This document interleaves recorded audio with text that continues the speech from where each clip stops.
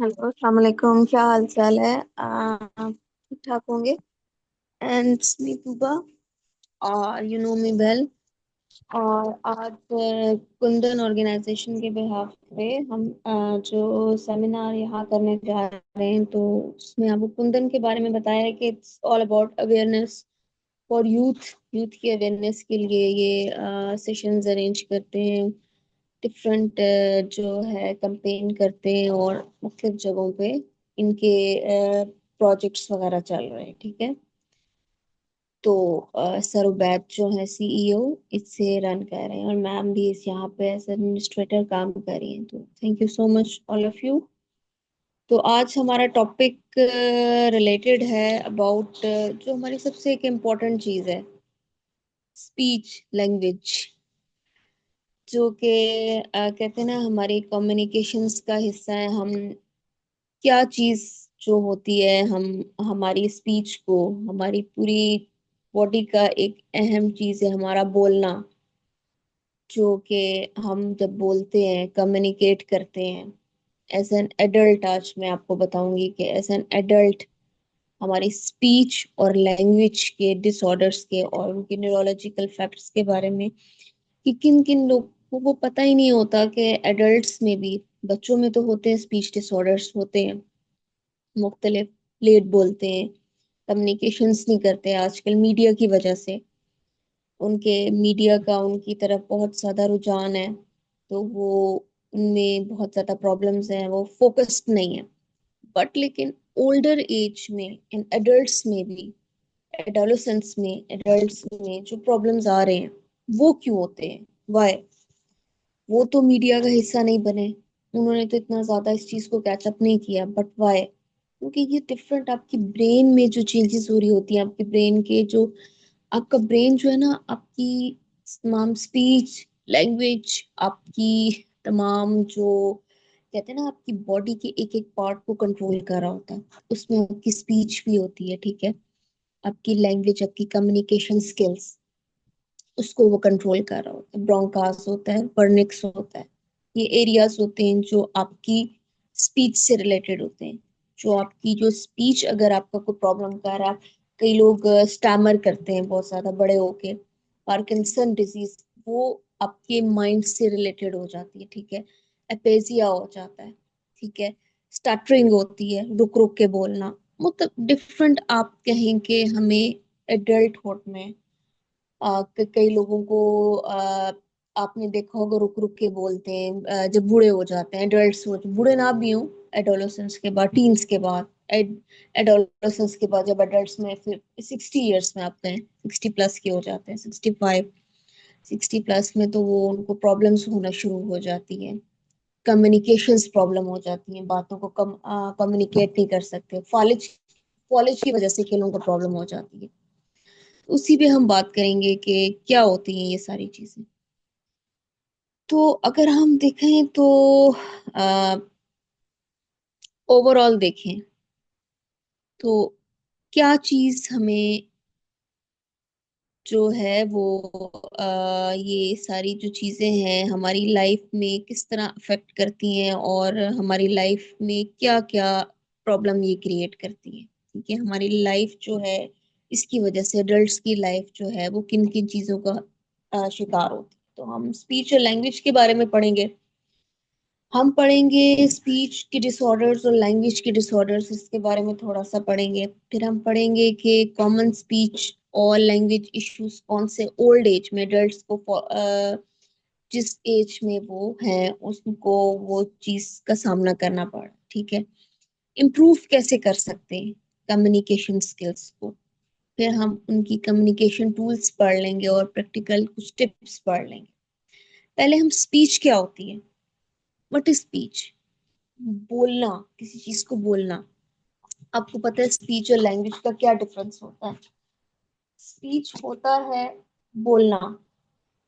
जब बच्चा सुनता है ना इर्द गिर्द से, तो वो अपनी स्पीच की, अपनी ब्रेन में एक डेवलपमेंट हो रही होती है। लैंग्वेज वो चीज होती है जो हम, जब स्पीच हमारी डेवलप्ड हो जाती है, यानी कि हमारे वर्ड्स, हमारी उसकी फॉर्मेशन हो जाती है। तो लैंग्वेज क्या होती है, what is language? Urdu is our language national. हम लैंग्वेज अपनी इर्द गिर्द के माहौल के सराउंडिंग से जो हम चीज एब्सॉर्ब करते हैं अपने माइंड में। पश्तो घर में पैदा हुए तो पठान जो है वो पश्तो बोलेगा, सिंधी बोलेंगे जो सिंध में होते हैं। बाहर जो पैदा होते हैं वो इंग्लिश बोलेंगे, वो लैंग्वेज होती है। बट स्पीच प्रॉब्लम कहाँ आ जाती है? कम्युनिकेशंस में। स्पीच हमारी, हमारे जो रिसेप्टिव और जो हमारा जो हम रिसीव करते हैं इर्द गिर्द की जो एनवायरनमेंट से, जो एडल्ट बोल रहे होते हैं उससे बच्चा सुनता है। तो वो बात क्लैरिटी में कर रही हूँ। स्पीच होता है जो हम बोलते हैं, द वर्ड इज स्पोकन। लफ्जों को कैसे अदा किया जाता है।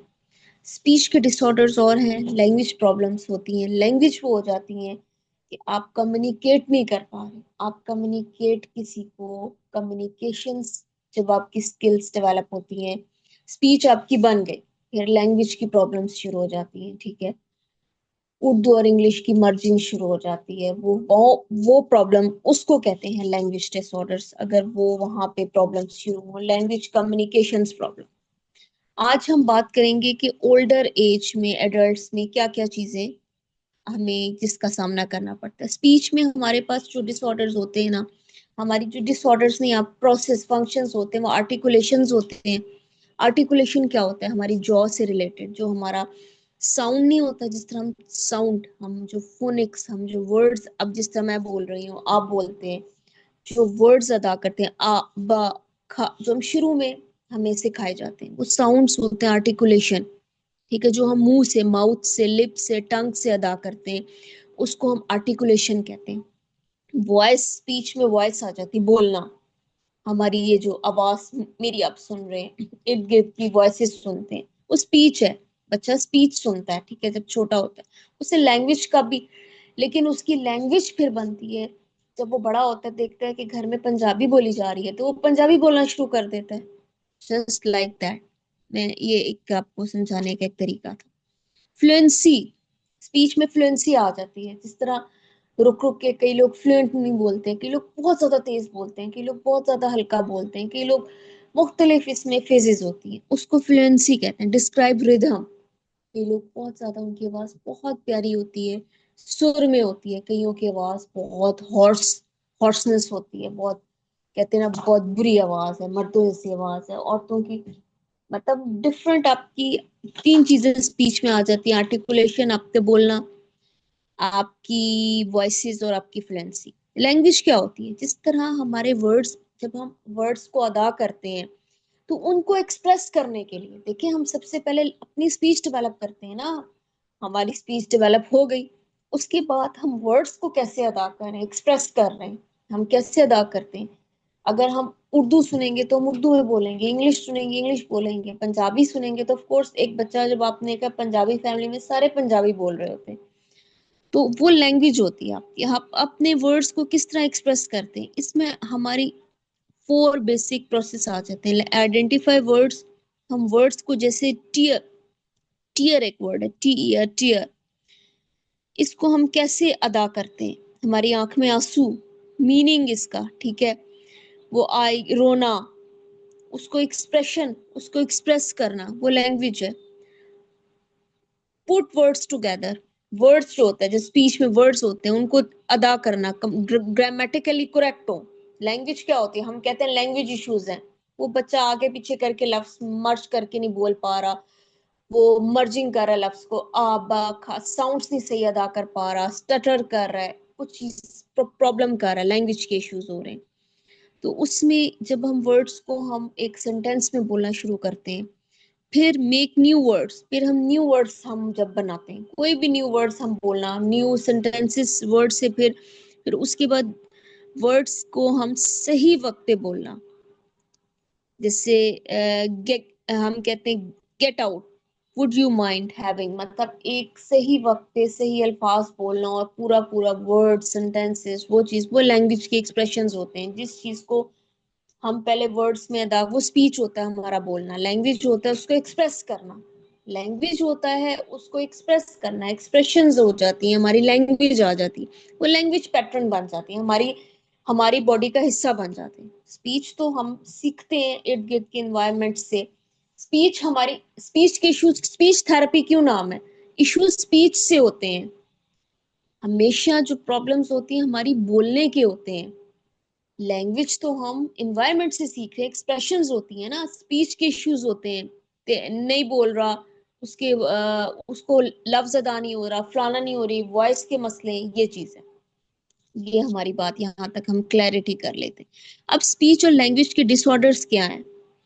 अगर हम बोला जाए तो स्पीच जो होता है वो क्रिएटिंग होता है, speech sounds to communicate with other. Problem in creating, speech disorder में होता है कि हम जब साउंड्स बोलते हैं जो दूसरों से कम्युनिकेट करते हैं, वो डिसऑर्डर्स सारे कहलाते हैं स्पीच। स्पीच का मतलब होता है बोलना, उन डिसऑर्डर्स। लैंग्वेज क्या होता है? Processing linguistic information. जब हम एक माइंड में एक स्पीच ही सही नहीं, हम देखें जब हमारा माइंड में प्रॉब्लम होगी, मैंने कहा ना एरियाज होते हैं, ब्रोंका एरिया होते हैं, वर्निक एरिया होता है, वो भी एक सारे जो हमारे कॉमन, जो हमारी स्पीच और लैंग्वेज और इन चीजों को कंट्रोल कर रहे होते हैं, वहां पे प्रॉब्लम आ जाए, सारा कुछ प्रॉब्लमेटिक हो जाए, तो फिर हमारी प्रोसेसिंग जो लैंग्वेज लिंग्विस्टिक इंफॉर्मेशन हमारी, जब हम बोलना शुरू करते हैं, हम दूसरों को इन्फॉर्म करना शुरू करते हैं, वहां पे प्रॉब्लम शुरू हो जाए, तो उस प्रोसेसिंग को, processing of linguistic information problem, वो चीज लैंग्वेज डिसऑर्डर बन जाती है। यानी कि can be related to morphology, how words is form. हमें वर्ड ही नहीं बनाना आ रहा, हमने स्पीच कर लिया, हमें स्पीच का मसला नहीं, हमारे माइंड में उस स्पीच से हमें सेंटेंस ही नहीं बनाना आ रहा, वहां पे अरेंजमेंट नहीं आ रही, हमारी सिस्टमैटिक मीनिंग नहीं हमें मिल रहा, हमारी कॉम्प्रिहेंशन नहीं हमें बनानी आ रही। आती है ना कॉम्प्रिहेंशन लिखना। रिसेप्टिव लैंग्वेज होती है कि एक्सप्रेसिव होती है, रिसेप्टिव होती है हम सुनते हैं। रिसेप्टिव लैंग्वेज वो होती है जो बच्चा जब छोटा होता है तो ओल्डर एज में जो हम इर्द गिर्द के इन्वायरमेंट से सुन रहे, डेफ एंड डम होते हैं ना बच्चे, वो नहीं सुनते ना, वो किस तरह एक्सप्रेस करते हैं अपने आप को? Through gestures. उनका कम्युनिकेशन क्या है? अगर आप उनको कम्युनिकेट भी थ्रू सिंबल्स करेंगे और वो आपको बताएंगे भी सिंबल्स के थ्रू ही, ठीक है।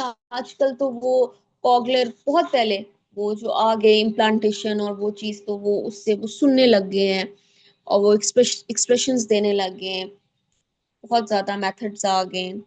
लेकिन जब ये चीजें नहीं थी और अभी भी हमेशा से प्रॉब्लम्स हैं, तो उनको सिंबल लैंग्वेज देखे, हम सिंबल साइंस सिखाए जाते हैं, कहीं ना कहीं से एक्सप्रेस तो हमने करना होता है किसी चीज को। तो एक्सप्रेशंस जब हम लैंग्वेज को रिसीव करेंगे तो हम उसे एक्सप्रेस करेंगे। जब रिसीव ही सही नहीं हमें होगी हमारे माइंड में, तो हम एक्सप्रेस कैसे करेंगे? वो डिसऑर्डर फिर बन जाता है। अब ओल्डर एज में, अब हम हमारा टॉपिक ही बेसिकली एडल्ट है, बच्चों पे हमने नहीं बात करनी, क्योंकि बच्चों के डिसऑर्डर्स थोड़े से फर्क होते हैं। ऑटिस्टिक बच्चे हैं, वो देर से वर्बल कम्युनिकेशन उनकी होती है, उनको हम बाद में डिस्कस किसी वक्त और, क्योंकि वो चीजें और तरीके से हम वो आ जाती हैं। ओल्डर एज में आपकी बीमारियां, अगर आपको पार्किंसन है यानी कि अल्जाइमर्स है, पार्किंसन है, वो आपको अफेजिया, ये चीजें आपको प्रॉब्लम करती हैं बोलने में, समझने में, सुनने में। ओल्डर एज के साथ साथ आपकी ये चीजें एग्रीवेट, डायबिटिक जो लोग होते हैं, एक्सट्रीम डायबिटीज होती है, या फॉलिज का अटैक हो जाए, बोलने में आपने देखा, सुनने और समझने में प्रॉब्लम्स आ जाती हैं, वो हम आज बात करेंगे। वो बच्चों में इश्यूज और तरह के होते हैं। आर्टिकुलेशन इश्यूज होते हैं एजिंग के साथ साथ। आर्टिकुलेशन मैंने जॉ, बोलना, जॉ नहीं होता आपका ये जो जबड़ा, इससे आर्टिकुलेशन होता है आपका बोलना। आपके टीथ इसमें आ जाते हैं, लिप्स आ जाते हैं, टंग्स आ जाते हैं। आपके dentures, dentures related, dentures, what is dentures? Dentist आपने सुना होगा, उससे निकला है, दांतों का इलाज कराने जाते हैं ना, आपके टीथ कम होना शुरू हो जाते हैं, लॉस ऑफ टीथ, ठीक है। तो आपके मसल्स जो होते हैं वो टंग के चेंज होना शुरू हो जाए, ऑफ कोर्स। ओरोफेशियल मसल्स, आपके जो फेशियल मसल्स हैं वो कम होना शुरू हो जाते हैं, एक्सप्रेशंस आपके ऑफ कोर्स कम होते हैं। प्रोनाउंसिंग वर्ड्स, आपने देखा होगा बूढ़े लोग भी बच्चों की तरह, हम कहते हैं ना कि जब बंदा बूढ़ा हो जाता है तो बच्चों की तरह रिएक्ट करता है, बात गलत नहीं है, सिर्फ उसके एक्ट और एक्सप्रेशन बच्चों की तरह नहीं होते, उसके उसकी जो पीछे बैक पे जा रहा होता है, वो अपनी लाइफ में पीछे बैक पे जा रहा होता है, यानी कि ओरो जो होते हैं ना, ओरोफेशियल मसल, वो अफेक्ट होते हैं एजिंग के साथ साथ। आपके मस्कुलर चेंज आते हैं, आपके डेंचर यानी आपके टीथ खत्म होना शुरू हो जाएंगे, रिसेशंस, आपकी सारी चीजें प्रॉब्लम करना शुरू हो जाएंगी। आपको वर्ड की प्रोनाउंसिएशन, यानी कि आपके जब बच्चा पैदा नहीं होता ना, तब इसके दांत नहीं होते तो बोलता नहीं है, लेकिन जब बच्चा बंदा बूढ़ा होता है तब उसके दांत भी नहीं होते, तभी उसे प्रॉब्लम होती है। लेकिन वो फिर प्रॉब्लम्स और तरह की हो जाती हैं, ठीक है, क्योंकि हम बैक की तरफ, वहां हम आगे की तरफ जा रहे होते हैं, हम पीछे की तरफ जा रहे हैं। हमारे मसल्स बनना बंद हो गए, हमारे सेल्स नहीं दोबारा रीजनरेट हो रहे, हमें प्रॉब्लम्स शुरू हो रही हैं, हमारी इम्यूनिटी बिल्टअप खत्म होगी। तो सारी चीजें मिला के हमारी जो हमारी ये चीजें, हमारे टीथ खत्म दांत आहिस्ता आहिस्ता, और इसकी वजह और भी है बीमारियां। डायबिटीज सबसे बड़ी बीमारी है जो जिसकी वजह से हमारे दांत खत्म होना शुरू हो जाते हैं। फिर आहिस्ता आहिस्ता जब हम मीठी चीजें खाते हैं या कोई भी आपको और भी इश्यूज हैं वक्त के साथ साथ, मतलब हमारे जो बूढ़े बड़े हैं, हमारे बुजुर्ग हैं, उन्हें प्रॉब्लम्स शुरू हो जाती हैं।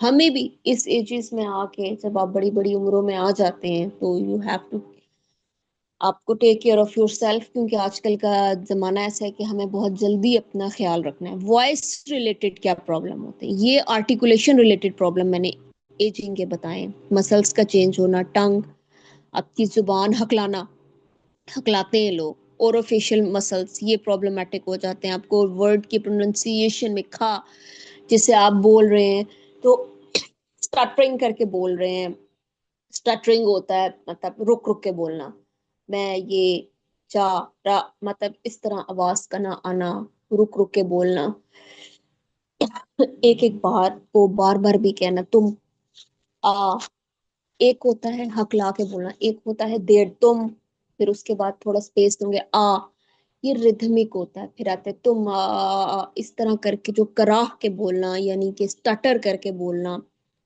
उस चीज को हम आर्टिकुलेशन डिसऑर्डर्स कहते हैं। जो आप स्टैमरिंग जिसको कहते हैं, ठीक है, हकलाना, सब कहते हैं बंदा हकला आ रहा है शुरू से। तोतला, तोतला जुबान, तो तोतली जुबान है, वो भी आर्टिकुलेशन एक डिसऑर्डर होता है, ठीक है।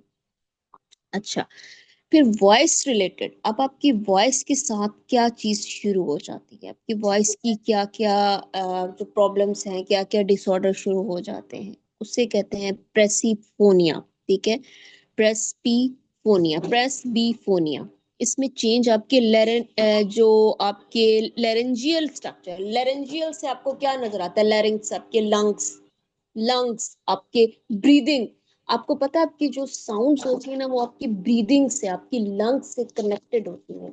आपको ब्रीदिंग एक्सरसाइजेस, आपको लंग्स की एक्सरसाइजेस, ब्लोइंग एक्सरसाइजेस कराई जाती है, ताकि आपकी साउंड्स क्लियर हो।